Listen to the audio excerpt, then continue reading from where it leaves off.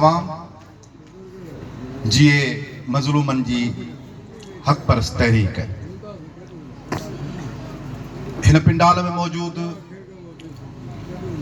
जेके भी दोस्त साथी अज गड थिया आयो उन्हनि समूरनि दोस्तनि जे गॾजण जो सबब हिकिड़ो ही माण्हू आहे जेको हर साल असांखे हिते गॾे थो। उहो आहे नज़र रूंजो साहब। ऐं सिंध जे घटी घटी है गली गली है में हिकिड़े सियासी कारकुन जी हैसियत सां वञा थो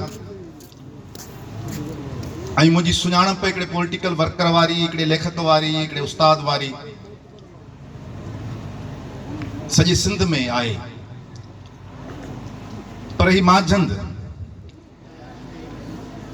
ही अदबी ऐं सियासी ऐं समाजी सहाफ़ती तहरीकुनि जो हिकिड़ो तमामु वॾो मर्कज़। सॼी सिंध में स्टेज ड्रामा मरी विया, पर मांझंद में स्टेज ड्रामो हर वक़्तु थिए थो, हर साल थिए थो ऐं नज़र रूंजे ऐं उनजे साथियुनि जे करे थिए थो।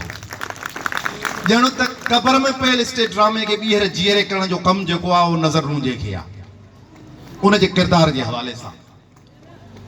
नज़र रूंजो असां सभिनी खे हर साल गॾींदो आहे, अवॉर्ड ॾींदो आहे ऐं असां सभई दोस्त जेके हिते ताड़ियूं वॼाए अवॉर्ड विसूल बि कंदा आहियूं, फोटो बि कढाईंदा आहियूं। पर सच इहो आहे त ही अवॉर्ड ॾींदड़ आहे, हिन खे असां कंहिं बि अञा अवॉर्ड ॾिनो कोन्हे।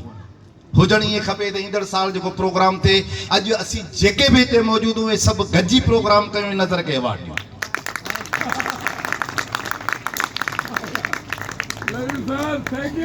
सिंध तमामु वॾनि मुसीबतनि में आहे, वॾनि अज़ाबनि में आहे। सिंध में को माण्हू पंहिंजे समाज जी उथल पुथल में पंहिंजो किरदारु अदा करे थो, को तहरीक पैदा करे थो, थोरो को विलोड़ पैदा करे थो, पंहिंजे लिखणी ज़रिए, पंहिंजे गुफ़्तगू ज़रिए, पंहिंजे शाइरी ज़रिए, पंहिंजे सहाफ़त जे ज़रिए उनखे चौंक ते बि मारियो वञे थो, क़त्ल कयो वञे थो। ॼण इहो ॿुधायो थो वञे त जेकॾहिं तव्हां ईअं कंदो त तव्हां सां बि ईअं थींदो। हिन रियासत जे अंदरि जंहिंमें असीं साह खणूं था, 1947 खां वठी हिन वक़्त ताईं हिन रियासत में असां सिंध जे माण्हुनि खे ग़ुलामाना हैसियत में रखियो वियो आहे। नतीजो इहो निकितो आहे त तव्हां ॾिसो सॼी दुनिया जे अंदरि हिन वक़्तु सहाफ़ियुनि लाइ ख़तरनाक तरीन मुल्क जेको करार ॾिनो वियो आहे उहो पाकिस्तान खे ॾिनो वियो आहे। सहाफ़ी जे सच लिखे, सहाफ़ी जे सच ॻाल्हाए, सहाफ़ी जे सच जे पासे बीहे त या त उनखे कीनिया में वञी क़त्ल कयो थो वञे या पोइ महरनि जे इलाइक़े में जीअं जान मोहम्मद खे शहीद कयो वियो तीअं शहीद कयो थो वञे।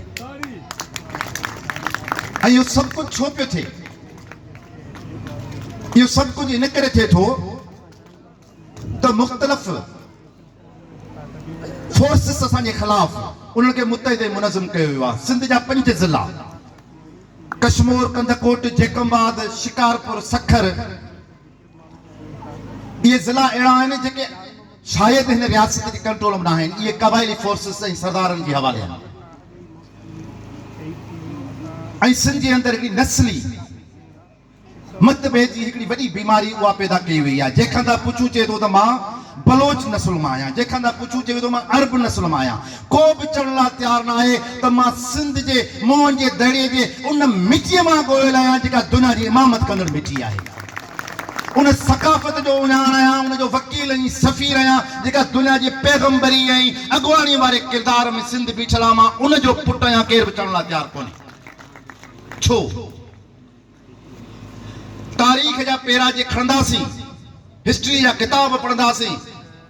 मां ख़ुदि बलोचनि जी तहरीक, बलोच पार्लियामेंट खां पहाड़नि ताईं किताब जो लेखक आहियां। मां उन्हनि जी ज़रे ज़रे जी तहरीक पढ़ियो आहे, उन्हनि जी हिस्ट्री ऐं तारीख़ पढ़ियो आहे। बलोचनि जी तारीख़ फ़क़ति 500 सालनि ते मुहित आहे ऐं जदीद तहक़ीक़ी आहे त मुंहिंजो दड़ो रुगो जेको आहे उहो 25,000 सालनि जे तारीख़ ते आहे। त मूंखे ॿुधायो त सिंध केतिरी पुराणी, क़दीम ऐं अज़ीम हूंदी जंहिं ते असांखे फ़ख़्रु करणु खपे या न करणु खपे। इन करे मोटी अचणु खपे असांखे पंहिंजे वतन, पंहिंजे सिंध, पंहिंजे माण्हुनि, पंहिंजी सकाफ़त, पंहिंजे कल्चर ॾांहुं, पंहिंजी ॿोलीअ ॾांहुं। असांखे इन नस्ली बर्तरी मां निकिरण जी ज़रूरत आहे। असांखे इंसान खे इंसान सम्झण जी ज़रूरत आहे। कंहिं बि माण्हू खां असीं पुछूं था तुंहिंजी ज़ात छा आहे, दर हक़ीक़त असीं इंसानियत जो इनकार कयूं था। जेकॾहिं कंहिं माण्हू खे असीं ज़ात जे बुनियाद ते डिस्क्रेट कयूं था, उनखे नीचो ॾेखारियूं था, उनखे घटि ॾेखारियूं था, इंसान जी असीं तोहीन कयूं था। सिकंदर आज़म यूनान जो नंढी उम्र जो माण्हू सिप सालार जंहिं जहिड़ा मशहूरु आहे त दुनिया फतेह कई। 21 सालनि जी उम्र में हुन वफ़ात कई हुई, माना उन खां अॻु हुन दुनिया फतेह कई हुई। उन हिकिड़ो ख़त पंहिंजे माउ खे लिखियो जॾहिं सिंध फतेह करणु आयो। लिखियई त मुंहिंजी अम्मा, मां अहिड़े देश में आयो आहियां, अहिड़ी धरतीअ ते मूं पेर रखियो आहे जंहिं धरतीअ जे ज़मीन ते हिकिड़ो फसल पोखिजे थो जेको तुंहिंजे मथे जे अछनि वारनि जहिड़ो आहे। तव्हां सम्झो था अछा वार छा? सिकंदर यूनानी जे अमड़ जो अछो मथो हुनजे वारनि ॾांहुं थी त तुंहिंजे जेको हिते फसल पोखिजे थो तुंहिंजे मथे जे अछे वारनि जहिड़ो आहे। माना उन वक़्तु जेका हिते कपह उणी पए या कपह जेका जो फसल मौजूदु हो, यूनान जेको फ़लसफ़े जो अबो आहे, जेको फ़लसफ़े जी सॼी दुनिया में अॻुवाणी जिते सुकरात ऐं बुकरात अफ़लातून पैदा थिया, उन जे मुल्क जो यूनान जो माण्हू चए थो त सिंध में हिकिड़ो अहिड़ो फसल थिए थो जेको तुंहिंजी अम्मा मथे जी अछनि वारनि जहिड़ो आहे। या कपह जेका हुई अञा दुनिया अधो उगाड़ी हुई उन वक़्तु तव्हांजा अबा ऐं ॾाॾा मूंचा अबा ॾाढा ठकियल हुआ, उन्हनि वटि कपिड़ो हो, उन्हनि वटि अजरक हुई, उन्हनि वटि ज़िंदगी जे तौर ऐं माप जा सभु तरीक़ा हुआ। अॼु दुनिया जेका ही मिज़ाइल टेक्नोलॉजी में दाख़िल थी आहे, कॾहिं असां हिन ते सोचियो आहे त इहा टेक्नोलॉजी उन जा बुनियाद किथे पिया?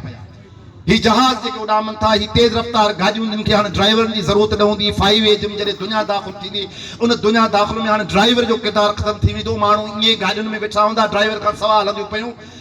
इन जा बुनियाद मुंहं जे दड़े में पिया। जेको ही व्हील आहे, जेको ढगे गाॾी जो जेको चाक आहे, उन जा तख़लीकार तव्हांजा अबा, मुंहिंजा अबा ऐं ॾाॾा आहिनि। पाण खे इन ते फ़ख़्रु करणु खपे त असीं अज़ीम सक़ाफ़त ऐं तहज़ीब जा मालिक ऐं वारिस आहियूं।